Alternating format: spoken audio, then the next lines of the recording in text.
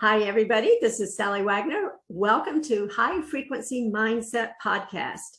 And I am very happy to welcome our guest today, Susan Gold. Susan, welcome.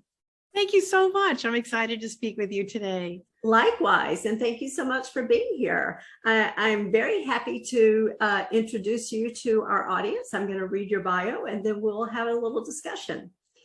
So, with decades of strategic marketing, sales, and business experience, Susan specializes in helping business owners attract their ideal clients that make them happy and make them money. Awesome goal, right? Susan's coaching creates significant transformation as her clients develop a clear, focused marketing strategy. Her mission is simple: to help her clients to find their ideal clients, build genuine connections with their clients, and grow revenue in the process. Surviving 30 years of experience, including advertising agencies and corporate marketing executive roles in Fortune 100 firms, Susan had no idea that all those years would ultimately lead to becoming an entrepreneur.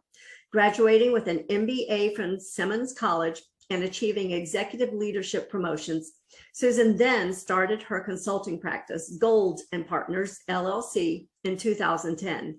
She recently introduced her marketing strategy coaching business, Susan Gold Coaching, focusing on the small business owner and entrepreneur. When she's not helping her clients get more clients, Susan explores her artistic and creative passions as an artist, quilter, gardener, tap dancer, I love that, and neophyte golfer. She lives on the seacoast in New Hampshire and enjoys the Piscataqua. I probably didn't say that right. You want to tell me? It's Piscataqua. Piscataqua River and the Atlantic Ocean with her husband, children, and grandchildren. Fabulous. And again, Susan, welcome. Thank you so much. There's so much in there. I hardly know where to start. I think my starting point is going to be, so with your corporate career, what led you to start your first business in 2010? A combination of what I would call corporate trauma, finally realizing that no matter how hard I worked, no matter how high I climbed the corporate ladder, no matter what room or leadership table I was in, it didn't allow me to be my authentic self. Coupled with, as I was getting older, corporate didn't want me anymore. Yeah. And moved to this area in 2010, had lost my job and thought I need to start my own business. And it was a terrible market for whether I was looking for a job or for looking for clients. So working on a project basis, I started my own marketing strategy consulting. In those days, I did also write websites and brochure copy and pretty much what anybody needed from a marketing standpoint. And that evolved over the years. That's an amazing story. And I think probably resonates with a lot of us. I experienced something similar, being in the corporate world. And as you say, not feeling that you can be your authentic self. And then we reach a point where you're right, they don't want us anymore. They want to hire younger people, different people who can come in and they can pay them much less money than we had risen to, right, with our years of experience. And I apologize, my dog is barking in the background. And I think that's a common experience. So the fact that you were able to pivot and launch your own business is an amazing story. Yeah, I pivoted before pivot was such a common term since the pandemic. But I think it was really hard in the beginning to get past the feeling of failure that, you know, if I had only tried this, or if I had tried a different approach, or you know, I do wonder if I had had a female executive coach, you know, in my back pocket that could guide me through, you know, the politics, because that's where you get hurt. You know, a lot of women feel like we're hired to do the job. but that isn't the only part of the job. And in fact, that's not going to keep your job, especially as you go into more leadership type roles. So, but there were some positives, absolutely. Once I got past the drowning guilt, embarrassment, and feeling a failure, you know, as you and I've talked, art helped me get through that, and you know, building a business, and then things transpired from there. Mm-hmm. Yeah. And then you started a second business, a coaching wing or conglomerate as part of your business. How did that come about? Yeah. So I would say about a year before the pandemic, I started thinking about all the contacts I have. I'm driving around, I'm going to chambers, I'm networking like crazy. And it was getting harder and harder to sell in my geography a strategic marketing plan. It takes a lot of time, which drives up the cost. And a lot of the smaller businesses in New Hampshire just didn't have the budget or the inclination to focus on that. And I thought, I need to come up with a service that brings strategy to the small business owner in a way that's affordable, that is approachable, is in bite-sized pieces, and actually shows results quick. Because business owners, a lot of them have been burned out on marketing consultants, on agencies, and they just didn't get results. They felt sold. So I worked to create a marketing strategy coaching product that is 6 one-hour sessions that focuses on the most essential elements of marketing strategy. And that's, who is your ideal client? And I define those as ones that make you money, that are profitable, that respect the business owner, that have the need for those services. So you don't have to educate them on the fact that they have a problem that they don't know that they have, and are willing and able to pay for that, and aligning that with the right kinds of messages to engage them, their pain points, the impact the business has on those pain points, and the value that they bring that is differentiated. And then finally, after we know the who they want to replicate as clients, what to say to engage, the final leg of the stool is where to say it. What is the marketing channels that really are aligned with being in the right room, literally and figuratively for networking, but also connecting with and building from, like building your pipeline with interested, highly valued, ideal client prospects. You have to go to them. You can't, there isn't enough money, time, effort in bringing them to you as the business owner that wants to grow their business. You have to go where your ideal clients are. Yeah. So knowing the who helps you understand the what to say, and then where to say it to get engagement. Yeah. All of those are such crucial points. I think a lot of small business owners, especially new business owners, haven't yet defined who that ideal client is. And it's like, here's what I do and people are going to love it, right? Right. Maybe. Right. And you still need some clarity around that. So what would be one step you would suggest for people, one step that you use to guide people in that process to identify the ideal client? Yeah, well, what we start with is the analysis of who they worked with in the past. And this is something that any business owner can do on their own. I mean, a lot of times we're so busy as solopreneurs or small business owners that we don't look back to learn. And we don't take the time to understand, who have we worked with in the past? Most of the time you can think off the top of your head, who's my favorite client? You generally know from a personality standpoint. You might know off the top of your head who brought you some decent revenue, which ones were profitable. Generally, you remember those. You also remember your worst clients. Yes. The ones that you lost your shirt on because you couldn't charge what you needed to or wanted to, or you spent more time because they needed more and you couldn't up your price. So we usually know the extremes, but there's a lot of learning and understanding everything that's in between.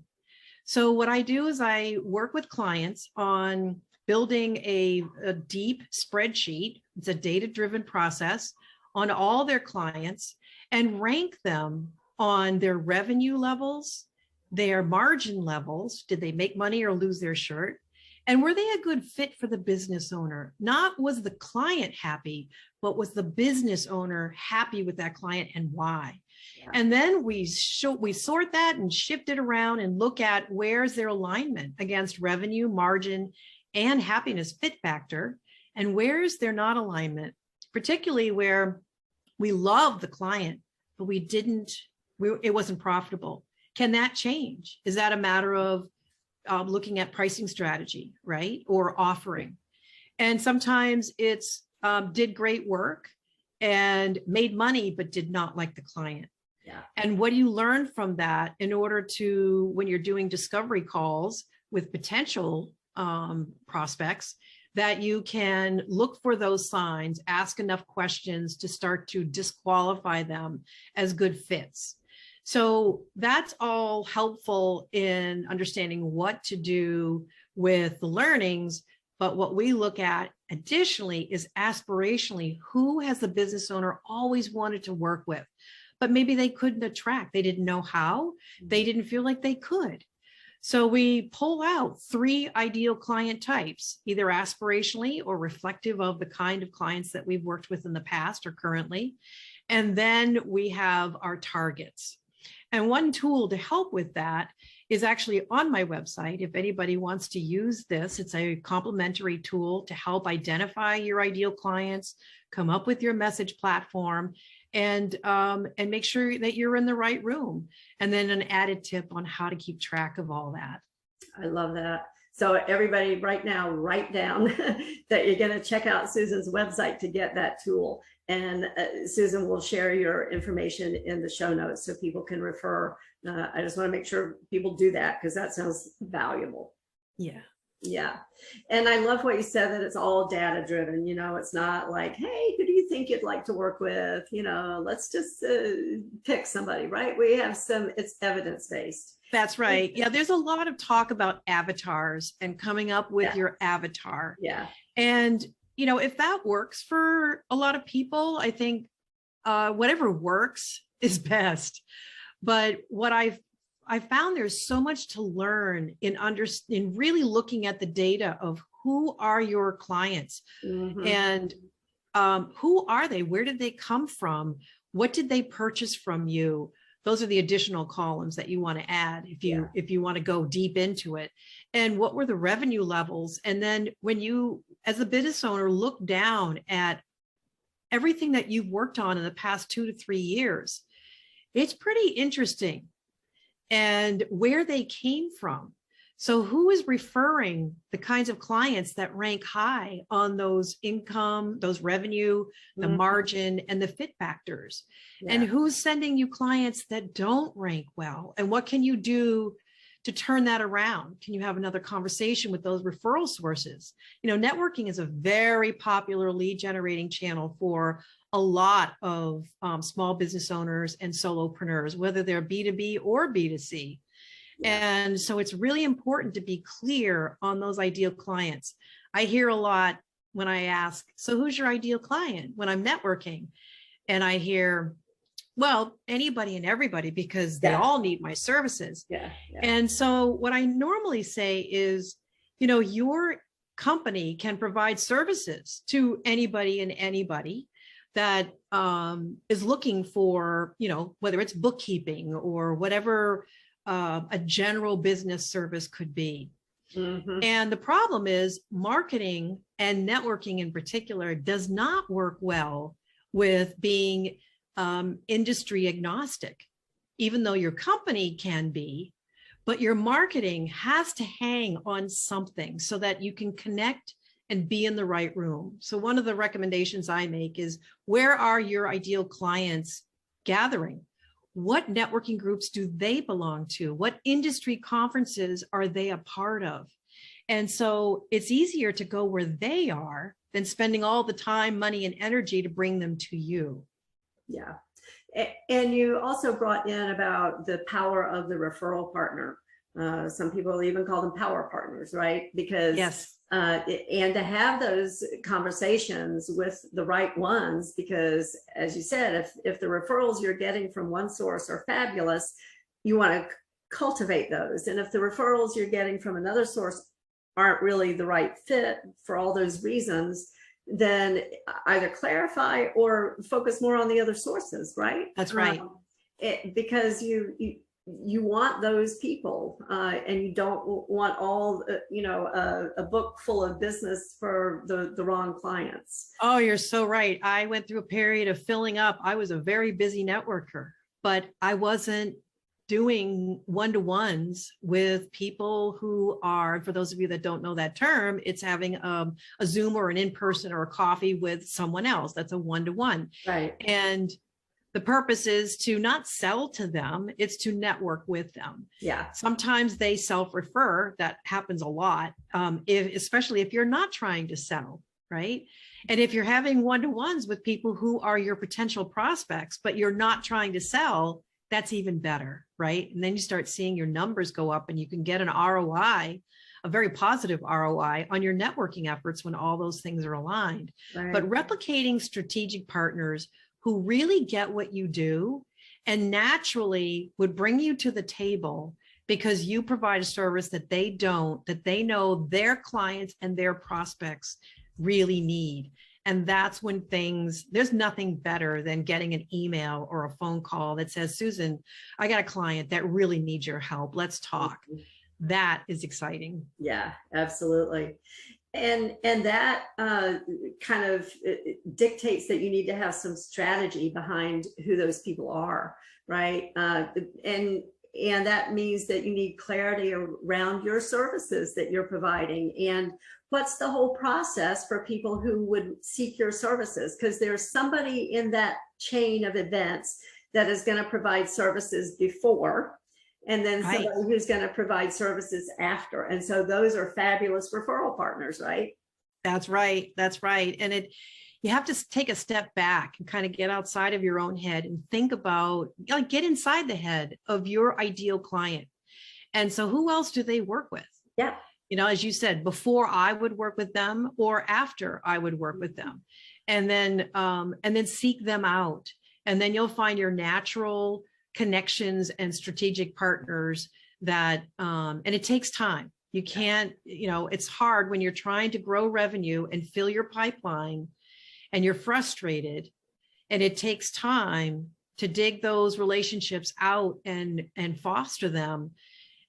It's frustrating, but you have to have a plan, and the plan starts with who's your ideal client, because everything comes after that. Your strategic partners, networking in the right room, knowing what to say to engage, whether you're doing your 1 minute in your networking meeting every week, or you're looking at what channels are right for me. I mean, there's a lot of technology out there in marketing right now, and it's easy to go to the shiny object, right? I'm going to start paying for Google ads, or I'm going to start. And if you're not clear on who your ideal client is and what the message is, you can actually throw a lot of money away and not see results. And I hear this a lot from my clients. Yeah, absolutely. Because you're right. We do get distracted by those shiny objects and the promises of, instant millions every month, those kinds of things.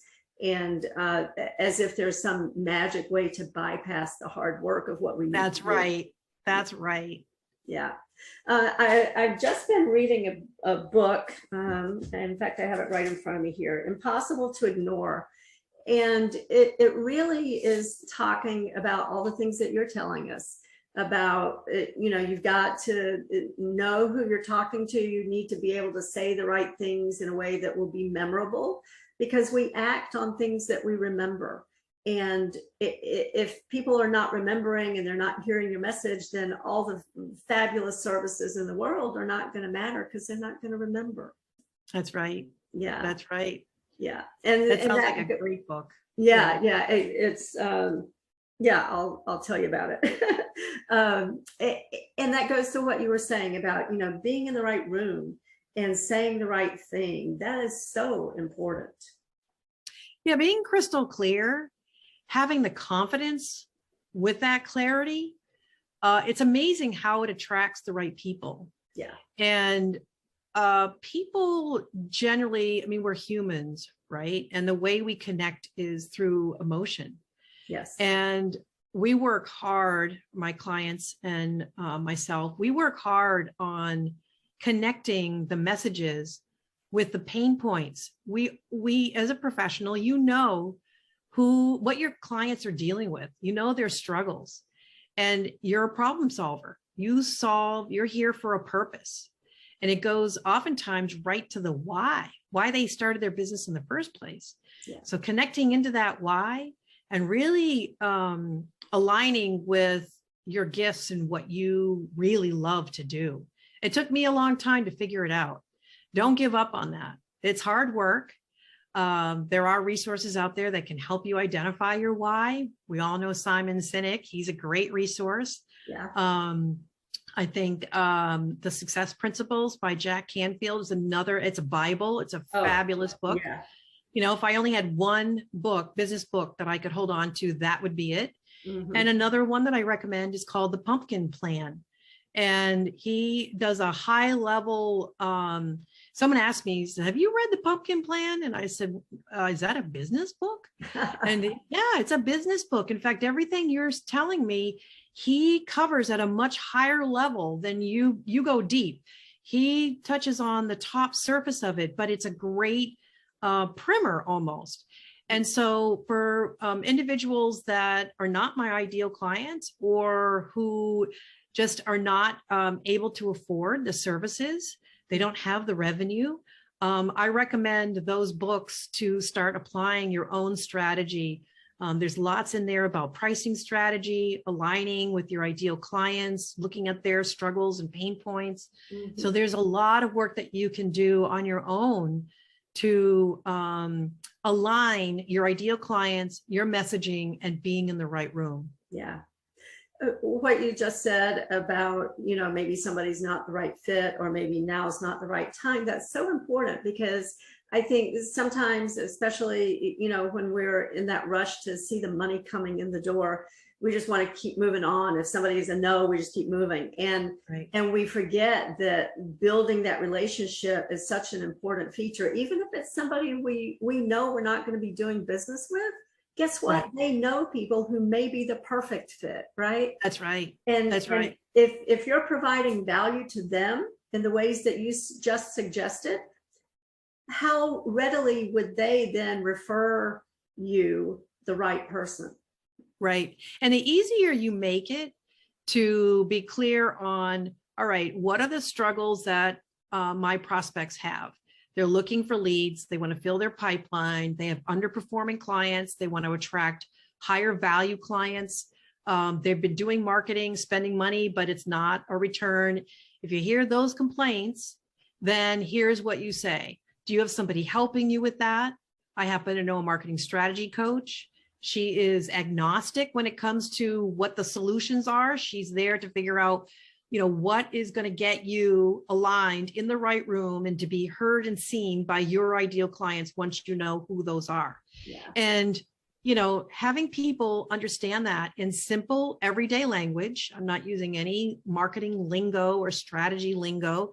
And say it enough times, people start mimicking and mirroring what you're saying.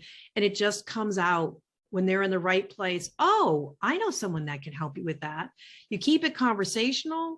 You don't get into your process. You don't get into your technical speak or your credentials, any of that stuff. It's all about the prospect you're trying to help.